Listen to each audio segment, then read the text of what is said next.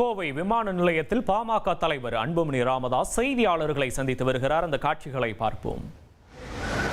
தென்மேற்கு பருவமழை முடிந்து இப்பொழுது வடகிழக்கு பருவமழை தொடங்கியிருக்கிறது.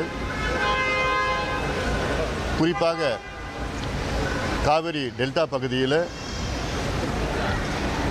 ஒரு பக்கம் அறுவடை செய்யப்பட்ட நெற்கள் எல்லாம் முளைத்து கொண்டிருக்கின்றனர். மற்றொரு பக்கம் சம்பா பயிர், ஒரு மாத பயிர், கிட்டத்தட்ட 2.25 லட்சம் ஏக்கர் நீரில் மூழ்கி அந்த பயிர் நாசமாகிவிட்டது. இது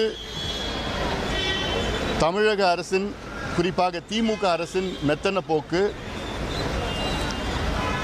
அதில் முக்கியமானது பருவமழைக்கு முன்பாக கடைமடை பகுதி வரை அத்துணை வாய்க்கால்கள், ஏரிகள், குளங்கள் அத்தனையும் தூர்வாரி நீர் ஏதுவாக வெளியேற ஒரு சூழலை உருவாக்கியிருக்க வேண்டும். விளம்பரத்துக்கு கூட அது செய்யவில்லை.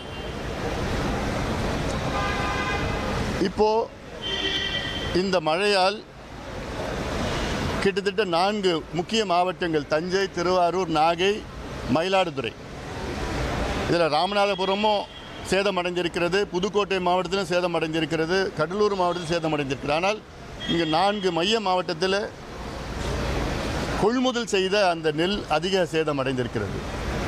இன்னும் சொல்ல போனால் விளைஞ்சிடுச்சு, மக்கி போயிடுச்சு.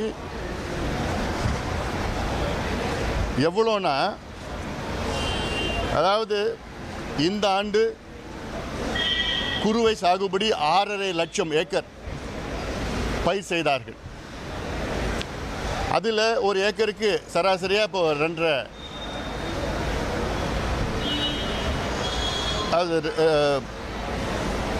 அதாவது 6 லட்சம் ஏக்கருக்கு பயிர் செய்து அதில் கிட்டத்தட்ட ஒரு 18 லட்சம் ஏக்கர், 18 லட்சம் டன் நெல் கொள்முதல் செய்திருக்க வேண்டும். ஆனால் இப்பொழுது தமிழக அரசு செய்தது வெறும் 5.5 லட்சம் டன் தான் நெல் கொள்முதல் செஞ்சிருக்கிறாங்க. செப்டம்பர் 1 தீபாவளிக்கு முன்பு வரை கிட்டத்தட்ட 50 நாட்கள். அதில் வெறும் 40 விழுக்காடு குறுவை சாகுபடியை தான் கொள்முதல் செய்திருக்கின்றார்கள். வெறும் 40 விழுக்காடு.